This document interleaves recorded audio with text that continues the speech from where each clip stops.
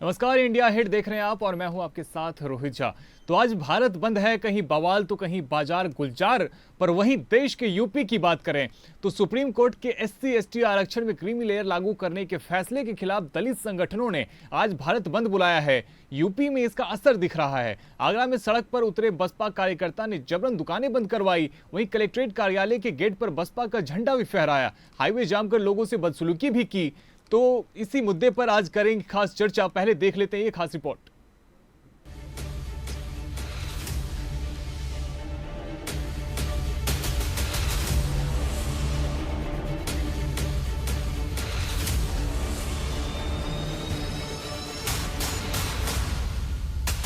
21 अगस्त का दिन यूपी के लिए बेहद ही गर्म रहा, जहां आरक्षण को लेकर हजारों की संख्या में जिला मुख्यालय पर प्रदर्शनकारी पहुंचे।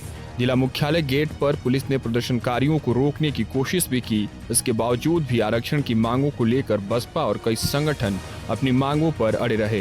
जिला मुख्यालय के बाहर प्रदर्शनकारियों ने जमकर नारेबाजी की। वही भारी संख्या में जिला मुख्यालय पर पुलिस बल तैनात दिखाई दी। वही बिजनौर की बात करें तो भारत बंद का असर रहा। जिला मुख्यालय पर प्रदर्शन से पहले पुलिस ने उपद्रवियों पर पैरी नजर रखी, जिसके बाद बिजनौर में दलितों के भारत बंद का आंदोलन शुरू हुआ। बड़ी संख्या में दलितों का जनसैलाब सड़कों पर नजर आया। विभिन्न राजनीतिक दलों तथा विभिन्न संगठनों के द्वारा जो भारत बंद का आयोजन किया गया था, उसके लिए व्यापक पुलिस व्यवस्थापन किया गया है। हमारे अधिकारी संबंधित मजिस्ट्रेट्स के साथ लगातार भ्रमणशील हैं। प्रजातांत्रिक तरीके से सभी जगह पे पत्रक लिए जा रहे हैं। जो मेमोरेंडम थे वो प्राप्त किए जा रहे हैं। पूरे उत्तर प्रदेश में स्थिति नियंत्रण में है। कहीं भी कोई अप्रिय घटना की सूचना नहीं है। तो सुना आपने, यूपी डीजीपी प्रशांत कुमार का इस पूरे मामले को लेकर साफ तौर पर कहना है कि भारत बंद को लेकर पुलिस सतर्क है। जरूरत के हिसाब से फोर्स लगाई गई है। माहौल खराब करने वालों पर कार्रवाई होगी। सोशल मीडिया पर निगरानी रखी जा रही है। डीजीपी मुख्यालय से मॉनिटरिंग की जा रही है। वहीं इस पूरे मुद्दे पर सियासी बयानबाजी की बात करें तो जेएमएम महासचिव विनोद कुमार पांडे ने कहा है कि अनुसूचित जाति और अनुसूचित जनजाति आरक्षण पर सुप्रीम कोर्ट का हालिया फैसला एससी एसटी वर्गों के उत्थान और मजबूती के मार्ग में बाधा साबित होगा। वहीं आरजेडी के प्रदेश महासचिव कैलाश यादव ने कहा कि पार्टी ने अपना समर्थन देने और 1 दिवसीय हड़ताल में भाग लेने का फैसला किया है। और कांग्रेस प्रवक्ता राकेश सिन्हा ने कहा कि पार्टी ने भी बंद के आह्वान को समर्थन दिया है। कानून के खिलाफ जहां सभी राजनीतिक पार्टियां एकजुट होकर प्रदर्शन कर रही हैं, तो ऐसे में अधिवक्ता समाज भी इस वक्त प्रदर्शन में आ गया है।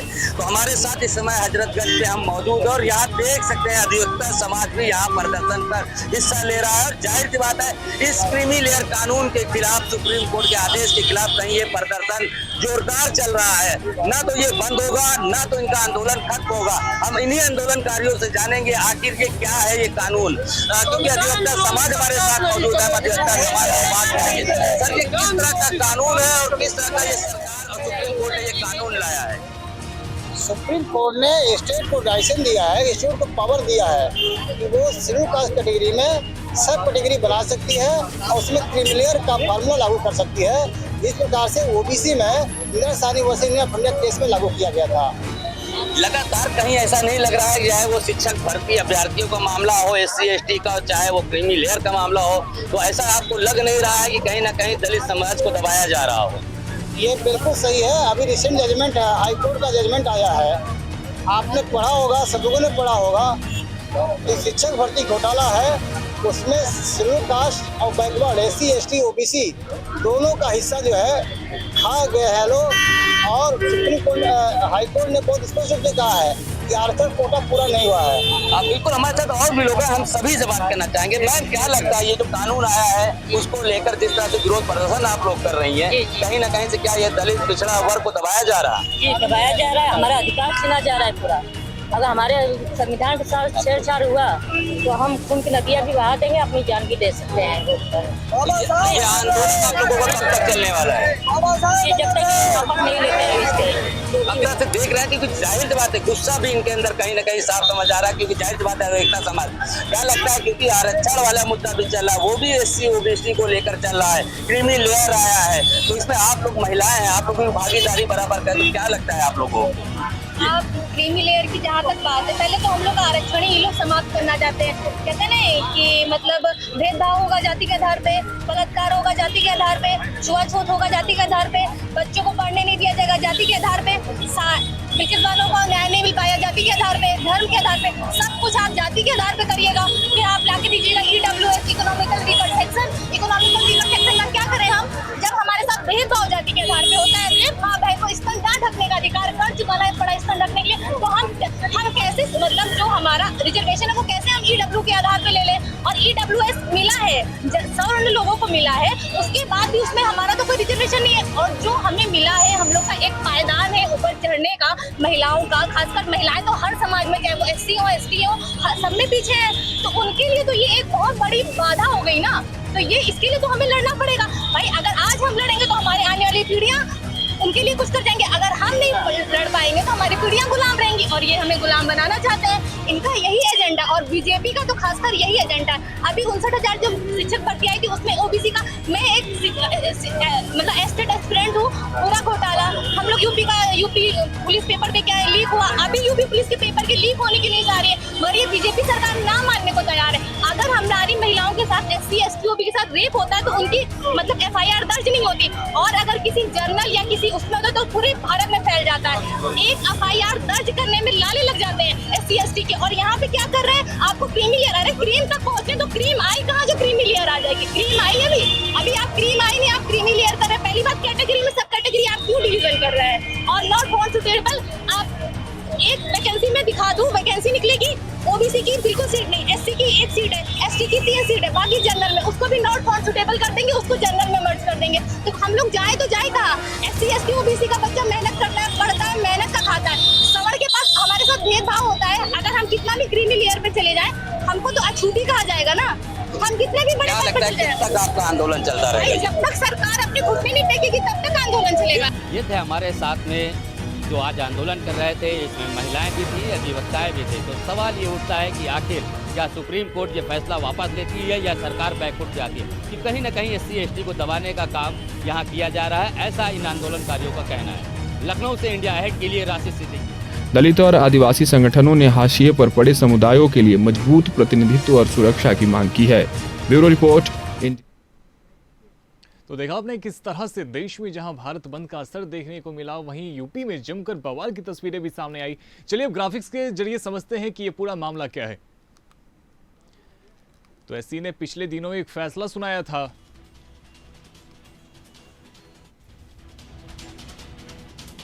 और फैसले में सभी SC ST जातियों और जनजातियों को समान वर्ग नहीं है। कई जातियां ज्यादा पिछड़ी हो सकती है।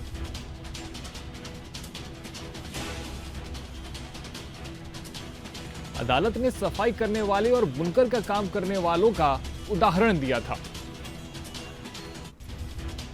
तो वहीं कोर्ट ने कहा कि दोनों ही जातियां SC कैटेगरी में आती हैं।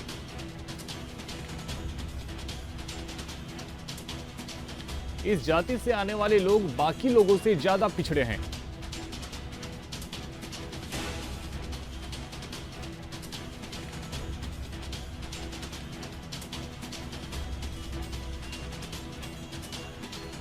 तो देखिए किस प्रकार से उत्तर प्रदेश से आंदोलन की तस्वीरें सामने आ रही है, जहां भारी मात्रा में लोग सुप्रीम कोर्ट के फैसले के खिलाफ सड़कों पर उतर आए। हाथों में उनके बैनर पोस्टर था, वहीं कुछ लोगों के हाथ में तिरंगा भी थे, और उसके साथ ही लोग प्रदर्शन कर रहे थे। उत्तर प्रदेश से कई जगहों से तस्वीरें सामने आई जहां पे जबरन दुकानें बंद करवाई गई। वहीं पुलिस भी हर जगह पे नजर आई। पुलिस भी इस पूरे प्रदर्शन पे पैनी नजर बना के रखी हुई थी। तो कहीं से हालांकि देश में कहीं भी कोई बहुत बड़ी ऐसी तस्वीर सामने नहीं आई जहां पे आंदोलन उग्र होता हुआ नजर आए, लेकिन उत्तर प्रदेश में कई ऐसी तस्वीरें सामने आई जहां पे लोग इकट्ठा हुए और जबरन दुकानें बंद करवा रहे थे।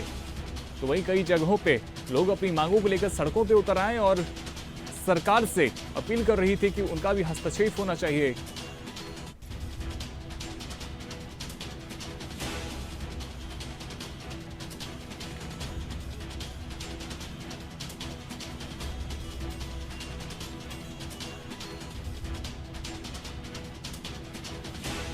तो हमारे साथ में राशिद जुड़ चुके हैं। राशिद, देखिए उत्तर प्रदेश से हम दिखा रहे थे किस प्रकार से तस्वीरें सामने आ रही है, लोग आंदोलन कर रहे हैं और कई तस्वीरें ऐसी भी आई राशिद जहां पे जबरन दुकानें बंद करवाई जा रही थी। तो जो लोग अपनी दुकानें चलाना चाह रहे थे, जो लोग चाहते थे कि उनकी रोजगार जो है वो चलता रहे जैसे चलता रहा था, तो उनको क्यों जबरन दुकानें बंद करवाने के लिए कहा गया था?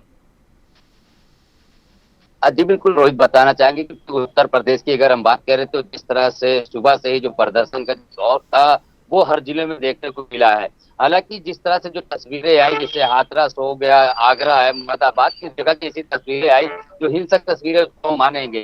क्योंकि कहीं न कहीं से दुकानों को जो जबरन बंद किया गया, लेकिन उस प्रदर्शन के पीछे कारण भी यही रहा हो, कहीं ना कहीं से जो पुलिस प्रशासन है वहाँ की वो नाकाम साबित हुई है।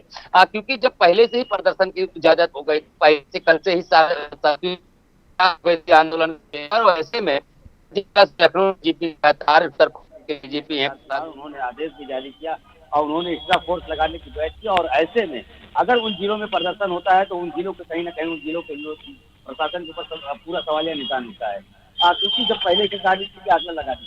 हालांकि जो प्रदर्शन रहा है वो काफी लोगों का बड़ा प्रदर्शन रहा है, जिसका अनुमान खुद शायद हो सकता है उत्तर प्रदेश पुलिस नहीं लगा पाई हो, क्योंकि लगातार जगह जगह क्योंकि जिस तरह से अगर बसपा की बात करें, समाजवादी की बात करें और अन्य सभी दल राजनीतिक सभी इस प्रदर्शन में उन्होंने बढ़ चढ़ कर हिस्सा लिया। और ऐसे में साफ तौर पे ये देखा गया है कि जिस तरह से उन लोगों का जो प्रदर्शन था वो कहीं ना कहीं काले कानून को वापस लेने की बात की, क्योंकि बहुत से ऐसे लोग तो ऐसे वकील संगठन कुछ किया गया वहाँ पर प्रदर्शन करने के लिए। तो ऐसे देखा जा रहा है ये आंदोलन जो है अभी जो चलने वाला है रोहित, और भी बड़े स्तर पर चलेगा, क्योंकि कई ऐसे संगठन है जो कि आप खुलकर इनके सामने आ रहे हैं। बिल्कुल। और राशिद देखिए, आप लगातार तस्वीरें भी दिखा रहे थे, आप लोगों से बातचीत कर रहे थे, वहीं हम एक महिला को सुन रहे थे जो महिला कह रही थी कि हम खून की नदियां बहा देंगे। तो देखिए लोगों के मन में आक्रोश बहुत ज्यादा था। देखिए सवाल ये उठता है रोहित, लगातार इंडिया है चैनल इस मुद्दे को लगातार उठा रहा हो, चाहे अभ्यर्थी का मामला रहा हो, चाहे ये भारत बंद का मामला रहा हो, और जिस तरह से उन पीड़ित महिलाओं का जो दर्द है उन्होंने जो अपना बयां किया, उन्होंने साफ आकर इंडिया है चैनल को बोला कि हम दलित हैं, हो सकता है हमारे साथ अन्याय हो रहा हो, क्योंकि SC/ST का मामला है। तो ऐसे में अब सवाल ये उठता है सरकार के ऊपर कि आखिर क्या उन लोगों को अब न्याय दिला पाएगी, क्योंकि जो रोडों पे आके बैठे हैं, जो अभ्यर्थी हैं, वो मासूम बच्चे 2-2 साल 3 साल को लेकर कल से वो भी धरना प्रदर्शन करे हैं। आज जिस तरह से भारत बंदी को लेकर वहाँ पर भी प्रदर्शन चल रहा है। तो ऐसे में सवाल उठते हैं लगातार सरकार के ऊपर कि आखिर इस तरह के फैसले लेने से पहले क्या सरकार पहले से नहीं सोच पाती है। लेकिन सरकार ने फैसला कहाँ लिया है? ये फैसला तो सुप्रीम कोर्ट ने सुनाया था और हालांकि इसे लागू भी नहीं किया गया। सुप्रीम कोर्ट ने बस एक चीज कही थी कि राज्य सरकार यदि चाहे तो SC/ST के अंदर में सब कैटेगरी बनाया जा सकता है। तो इसमें समस्या क्या थी? बिल्कुल, लेकिन जिस तरह से सभी राजनीतिक पार्टियां दल सामने निकल के आई हैं, उनका साफ तौर पर कहना है क्योंकि सुप्रीम कोर्ट ने सिर्फ फैसला सुनाया है, उन्होंने सिर्फ जजमेंट, लेकिन उन्होंने भी आदेश के पास उन्होंने यूपी सरकार के ऊपर डाल दिया। हालांकि यूपी सरकार का भी कल से प्रदर्शन ये चालू हुआ है, अभी तक कोई मंत्री, कोई नेता, कोई भी अधिकारी घर आके इस विषय पे न बात किया, उन्होंने न किसी मीडिया कर्मी से बात की, न कोई उनकी गाइडलाइन जारी हुई। तो ऐसे में जो सवाल, लेकिन प्रधानमंत्री मोदी ने साफ कर दिया था, प्रधानमंत्री मोदी ने कहा था कि इसे लागू नहीं किया जाएगा। फिर इसके बाद में क्या लोग इस बात को समझ नहीं पाए, या क्या प्रधानमंत्री मोदी का जो संदेश है वो आम लोगों तक नहीं पहुंचा, जिसके कारण वो सड़कों पे उतर आए? प्रधानमंत्री मोदी ने ये साफ कर दिया था कि इसे लागू नहीं किया जाएगा। देखिए बिल्कुल, क्योंकि देखिए प्रधानमंत्री ने इस तरीके से साफ तौर पे बोल दिया था, लेकिन कहीं ना कहीं उत्तर प्रदेश सरकार इस चीज को जनता के बीच में लाने के लिए असमर्थ साबित हुई है। यही अगर मुद्दा, क्योंकि प्रधानमंत्री ने जैसे ही आया था उसके बाद उन्होंने बयान जारी कर दिया था, लेकिन उत्तर प्रदेश की जो सरकार में बैठे लोग हैं वो कहीं ना कहीं से इस बात को जनता के सामने समझा नहीं पाए। इस तरीके से जो आंदोलन का जो आज जिस तरह से विकास रूप ले लिया है, ये कहीं ना कहीं सरकार के उन असरों की नाकामी है। क्योंकि अगर इस बात को लेकर अगर कल से ही अगर बैठकर उनकी बैठकों को मीटिंग हो जाती सदर स्तर पे, तहसील स्तर पे लोगों के सामने, तो शायद आज जो इतना बड़ा आंदोलन हुआ है वो देखने को न मिलता। राशिद, अगर बसपा के अलावा बात करें तो वो कौन सी राजनीतिक पार्टियां थी जिन्होंने इसको समर्थन दिया है भारत बंद को? जी, समाजवादी पार्टी ने भी खुलकर साथ किया है। अखिलेश यादव ने एक्स पर पोस्ट कर दिया था, उन्होंने आंदोलन को लेकर शांतिपूर्वक आंदोलन, और ऐसे में चंद्रशेखर आजाद की पार्टी रही हो, चाहे अन्य जो छोटे दल हैं वो भी इस प्रदर्शन में शामिल हुए हैं। तो जाहिर सी बात है जो अन्य जितने भी विपक्ष के लोग हैं, कांग्रेस को छोड़कर सभी आंदोलनकारी इस प्रदर्शन में शामिल हुए हैं। तो कहीं न कहीं जो जनता का जो विरोध है वो एक तरह से सीधे सीधे देखा गया है कांग्रेस और बीजेपी को टारगेट करके, क्योंकि सभी प्रदर्शनकारी का साफ तौर पर कहना है कि कांग्रेस भी निकल के नहीं आई है, क्योंकि इस तरह से कहीं ना कहीं SC ST OBC को साधने का काम सभी राजनीतिक पार्टियां करती हैं, लेकिन इसमें खुलकर कोई उनके साथ में नहीं आता। खुलकर तो सिर्फ समाजवादी पार्टी आई है, बसपा पार्टी आई है और चंद्रशेखर आजाद की पार्टी। बिल्कुल राशिद, उत्तर प्रदेश में क्या कहीं से किसी हिंसा की भी कोई खबर सामने आई है क्या, या ये पूरा प्रदर्शन शांतिपूर्ण तरीके से चलता रहा? देखिए, उत्तर प्रदेश की बात करें तो कहीं हल्की फुल्की जो हिंसा की जो घटनाएं आई हैं वही सिर्फ देखने को मिला है। हालांकि उत्तर प्रदेश के DGP प्रशांत कुमार की बहुत सख्त तेवर के होते हैं और इस पूरे मामले पे ADG law and order Amitabh Yash रहे हो, चाहे वो प्रशांत कुमार रहे हो, लगातार इस पूरे मामले पे नजर बनाए रखते थे। सुबह से मॉनिटर रूम में थे और हर जिले के कप्तान से स्वयं बात कर रहे थे। तो ऐसे में जो छोटी हिंसाएं हैं वो कुछ जिलों में देखी गई है, लेकिन जैसे लखनऊ जैसा शहर रहा हो, चाहे बाकी रायबरेली, सीतापुर, बाकी जगहों पे जो है शांतिपूर्वक तरीके से प्रदर्शन हुआ है। तो ऐसे में कानून व्यवस्था कहीं ना कहीं अपना काम कर रही थी। हालांकि बीच में कुछ पब्लिक हिंसा भड़क गई थी उसको लेकर, लेकिन उसको भी जो है कुछ ही पलों में कंट्रोल कर लिया गया। तो राशिद, कहीं ना कहीं देखिए पुलिस भी सफल रही है इस पूरे प्रदर्शन को शांतिपूर्ण तरीके से संचालित करवाने में। जी बिल्कुल, क्योंकि जाहिर सी बात है क्योंकि इतना बड़ा आंदोलन हो जाना तो कहीं ना कहीं उत्तर प्रदेश पुलिस के लिए एक चुनौती साबित हुई थी। लेकिन जिस तरह से स्थिति को सामान्य कर लिया गया, जिस तरह से कोई बड़ी हिंसा नहीं हो पाई, जिस तरह से क्योंकि अक्सर प्रदर्शन में रोहित देखा गया है कहीं अगजनी हो जाती है, कहीं तोड़फोड़ हो जाते हैं लोगों को, लेकिन इस तरह की कोई घटना उत्तर प्रदेश में देखने को नहीं मिली है। तो ये कहीं ना कहीं उत्तर प्रदेश पुलिस की एक सफलता भी मानेंगे, क्योंकि जो प्रदर्शन हुआ है कहीं ना कहीं पुलिस पहले से एक्टिव हो गई थी। कुछ जिलों में कमियां जरूर मिली थी, लेकिन उसके लिए भी बैठकर जो है उन्होंने खुद मॉनिटरिंग की है और लगातार जो भी फोर्स कम पड़ी है उसको लेकर 35 बटालियन रही हो, चाहे 245 गाड़ियां एक्स्ट्रा उन्होंने मंगाई थी बटालियन, तो ऐसे में लेकर सारी स्थिति उन्होंने कंट्रोल कर ली। राशिद, चूंकि इस पूरे भारत बंद को बसपा ने कॉल किया था, तो क्या इसमें किसी बसपा के बड़े नेता कहीं पे शामिल हुए थे प्रदर्शन में कहीं पे? हालांकि जो मायावती के जो भतीजे बताए जाते हैं आकाश आनंद, उन्होंने इसको आगे अगुवाई में किया था, लेकिन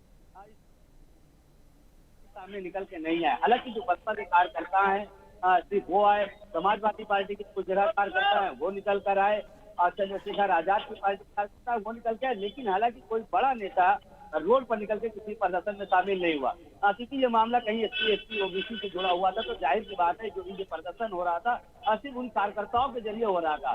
बड़े नेताएं अपने सिर्फ ऑफिस में बैठे थे, अपने SP रूम में बैठे थे, उन्होंने सिर्फ प्रदर्शन का आश्वासन दे दिया, लेकिन खुद जनता के बीच में निकलकर इस चीज को मांग ला के नहीं रखी। तो कहीं ना कहीं सवालिया एक निशान बहुत बड़ा रोहित उठता है सभी राजनीतिक पार्टियों के लिए, क्योंकि इस तरह में सभी को प्रदर्शन में झोंक कर अब खुद न कहीं AC के रूम में बैठकर अपनी सिर्फ गोलियां सेकते हैं, क्योंकि वो प्रदर्शन करते हैं। देखिए, शिक्षा भर्ती वाले अभी भी आज भी आंदोलन कर रहे हैं, बच्चे लिए छोटे छोटे, रात दिन हो हर समय, लेकिन अब जिस तरह से ये आंदोलन चल रहा है तो जाहिर सी बात है देखना ये होगा कि आखिर इस पर ये क्रीमी लेयर कानून रहा हो, चाहे वो शिक्षा भर्ती का रहा हो, इस पर किस तरह से सरकार और कोर्ट फैसला ले पाती है। बिल्कुल राशिद, देखिए कहीं ना कहीं नेताओं ने इन्हें भ्रमित भी किया है, क्योंकि SC ST में भी कुछ ऐसे लोग हैं जो सुप्रीम कोर्ट के फैसले को समझ पाए हैं, वो इसका स्वागत भी कर रहे हैं। वो कह रहे हैं कि यदि इस तरह की कोई चीजें आती है, ऐसा कोई प्रावधान आता है जिसमें कि वो लोग जो कि SC ST में होने के बावजूद अभी भी कहीं ना कहीं बहुत ही ज्यादा गरीबी तबके में है, अभी भी अपनी जीवन जो है वो अच्छे ढंग से नहीं जी पा रहे, यदि उनको इसका लाभ मिलता है तो ये तो स्वागत योग्य फैसला है। जी बिल्कुल, जाहिर सी बात है, क्योंकि सरकार सबसे बड़ा रीजन है जब ये सब कानून आए हैं उसके बाद जैसे प्रदर्शन का हुआ है तो सरकार के अधिकारियों को निकल कर आना चाहिए, उन लोगों को समझाना चाहिए, पब्लिकों को समझाना चाहिए कि जो कानून आए, जैसे क्रीमी लेयर की बात की जाए, क्रीमी लेयर को अगर सरकार अच्छे से आज सरकार के जो आला अधिकारी हैं जो नीचे स्तर के, वो चाहे DM रहे हो या SDM स्तर के, अगर वो लोगों के बीच में जाते, लोगों को समझाते कि ये कानून आपके विरोध में नहीं है, तो शायद आज जनता जो प्रदर्शन किया है शायद जनता आज प्रदर्शन न कर पाती। बिल्कुल। तो राशिद, जैसे आपने लोगों से बातचीत की क्या, तो क्या उसमें आपको लगा क्या कि लोगों के बीच में मिसकम्युनिकेशन है, यानी कि लोग सही से उस फैसले को समझ नहीं पाए और ज्यादातर लोगों को ये पता भी नहीं है शायद कि प्रधानमंत्री मोदी ने ये साफ कर दिया है कि इसको लागू नहीं किया जाएगा? जी बिल्कुल, आज भी क्योंकि आज भी हम लोगों ने कई लोगों से कई प्रदर्शन कवर किया, प्रदर्शन के दौरान हम लोगों ने पूछा कि आपकी तरफ से प्रधानमंत्री की तरफ से या मुख्यमंत्री को आश्वासन, क्योंकि उनको तो ये पता ही नहीं था कि प्रधानमंत्री मोदी जी ने साफ स्पष्ट तरीके से कह दिया, ये क्रिमिनल लायर भले सुप्रीम कोर्ट ने आदेश दे दिया हो लेकिन इसको हम नहीं लाएंगे। तो इस तरह के कानून के बारे में अभी उन नीचे स्तर के जो आंदोलन कर रहे थे, जो प्रदर्शन कर रहे थे, उनको पता ही नहीं था। तो जाहिर सी बात है कहीं ना कहीं जनता के मन में एक कंफ्यूजन पैदा है और अभी भी कंफ्यूजन पैदा है। इसको तो सरकार को चाहिए उस सामने निकल कर आए, अपने अधिकारी भेजे, वहां पर आके लोगों को समझाए। तो राशिद देखिए, कहीं ना कहीं जो इनके नेता हैं, जैसे बहुजन समाज पार्टी ने यदि भारत बंद को बुलाया तो इसमें तो उनकी भी भूमिका होनी चाहिए कि वो लोगों के बीच में जाए और लोगों को समझाए कि देखिए इससे आपको बहुत ज्यादा नुकसान नहीं हो रहा है, और साथ में इसके पॉजिटिव पॉइंट को भी बताना चाहिए था। लेकिन कहीं ना कहीं इसको अपने एक राजनीतिक फायदे के लिए कहीं ना कहीं भारत बंद बुलाया गया और इसमें लोगों को कहीं ना कहीं सड़कों पर उतारा गया। देखिए, जो भारत बंद का जो आंदोलन हुआ है, ये कहीं ना कहीं रोहित, एक तरफ से अगर देखा जाए तो उत्तर प्रदेश के अंदर जो 10 सीटों का उपचुनाव होना है, वो सभी राजनीतिक पार्टियों के साथ साथ खुद मायावती, क्योंकि बसपा के लिए कहीं ना कहीं जो उनकी जमीन खसक गई है, उसको बचाने के लिए इतना बड़ा आंदोलन को अंजाम दिया गया है। क्योंकि जिस तरह से ये आंदोलन, क्योंकि बसपा ने स्टार्ट किया, आकाश आनंद ने इसको ट्वीट किया, उसके बाद बहन मायावती जी ने भी इसको ट्वीट किया, तो अब जनता उसके ऊपर आ गई। तो जाहिर सी बात, अभी 5% जनता जो मायावती के साथ बैठी है, वो उनके ट्वीट पे, उनके एक्ट को लेकर बाहर रोड पे निकल आई है। लेकिन अब सवाल ये उठता है कि ये सारी जो राजनीति चल रही है, ये सिर्फ जात वात लेकर नहीं चल रही, ये सारी चीजें उपचुनाव को लेकर चल रही। क्योंकि उपचुनाव 2027 की अगर बात करें, 2027 से चुनाव होना है, तो ये उपचुनाव ये सेमीफाइनल के तरीके से देखा जा रहा है कि ये उपचुनाव सेमीफाइनल है, इसमें सभी पार्टियां अपनी ताकत झोंक रही है। बिल्कुल राशिद, जिस प्रकार से लोकसभा में भी बसपा का प्रदर्शन रहा था वो बेहद खराब था। तो कहीं ना कहीं आप सही कह रहे हैं कि बसपा भी खुद को रिवाइव करने की कोशिश कर रही है इस प्रदर्शन के जरिए, ताकि जो अभी उपचुनाव हैं और उसके बाद जो विधानसभा के चुनाव होने हैं, उसमें बसपा के वोट शेयर में कहीं ना कहीं फायदा है। वो वोट जो कि उनके हाथ से फिसल के कांग्रेस के पास में या फिर समाजवादी पार्टी के पास में चले गए, उसको वो वापस से अपने पास में ला सके, इसके लिए भी इसको कहीं ना कहीं उन्होंने फ्रंट फुट पे रहकर लीड किया था इस आंदोलन को। जी बिल्कुल रोहित, क्योंकि साफ तौर पे पिछले कम से कम 15 दिन से लगातार देखा जा रहा है, जिस तरह से मायावती लगातार सक्रिय नजर आ रही है, 2-3 बार प्रेस कॉन्फ्रेंस कर चुकी हैं, और चाहे वो कन्नौज की घटना रही हो, और चाहे वो अयोध्या की घटना रही हो, उसको लेकर दलितों पे अत्याचार की घटना रही हो, लगातार अब वो बोलने लगी। तो इससे कहीं ना कहीं देखा जा रहा है कि जिस तरह से बसपा की जो जमीनी स्थिति थी, वो कहीं ना कहीं कमजोर हो गई थी, चाहे वो लोकसभा का चुनाव रहा हो, चाहे वो विधानसभा का चुनाव रहा हो, दोनों में उनका प्रदर्शन बेहद ही खराब रहा। और ऐसे में अपनी जमीन बचाने के लिए बसपा लगातार इस तरह के जो अब आंदोलन है उस पर उतारू हो गई है। और ऐसे में जिस तरह से आज आंदोलन हुआ है, कहीं ना कहीं से वो बसपा के नेताओं की तरफ से चालू हुआ है। तो ऐसे में अब सबसे बड़ा सवाल ये उठता है कि ये सभी राजनीतिक पार्टियां, क्योंकि बसपा का शुरू से हो रहा हो लगातार, उससे शुरू में मुस्लिम और दलितों को लेकर साथ में चला है, लेकिन ये चीजें कहीं ना कहीं से वो फंस चुकी थी, कहीं ना कहीं से ये वोट बैंक उनसे जा चुके थे कहीं जनता को। लेकिन अब उसी को वापस पाने के लिए लगातार वो जमीनी स्तर पर लोगों से अपने कार्यकर्ताओं को उतार रही है। इस तरह के सभी मुद्दे लेकर वो उसको बड़ा आंदोलन के रूप देना चाहती है कि जिससे कि उनकी सीटें जो उपचुनाव है उसमें बच सके। बहुत शुक्रिया राशिद आपका इस तमाम जानकारी के लिए। तो आपको देखिए, हम बता रहे थे किस प्रकार से उत्तर प्रदेश में तमाम वो तस्वीरें सामने आई जहां पे भारत बंद के दौरान कहीं ना कहीं छुटपुट हिंसा की खबरें भी सामने आई। उसके अलावा हमने देखा किस प्रकार से जबरन दुकानें बंद करवाने की भी तस्वीर सामने आई थी, जहां पे दुकान संचालकों को कहा जा रहा था कि अपनी दुकान बंद कीजिए और इसमें अपनी सहभागिता दीजिए। इसके अलावा सड़कों पे बड़ी संख्या में प्रदर्शनकारी उमड़े थे और वो प्रदर्शन कर रहे थे। तो पुलिस बल भी लगातार तैनात थी और हर जगह पे पुलिस की पुख्ता नजर सामने आ रही थी। तो फिलहाल मेरे साथ इस बुलेटिन में इतना ही। आप देखते रहिए इंडिया हिट। धन्यवाद।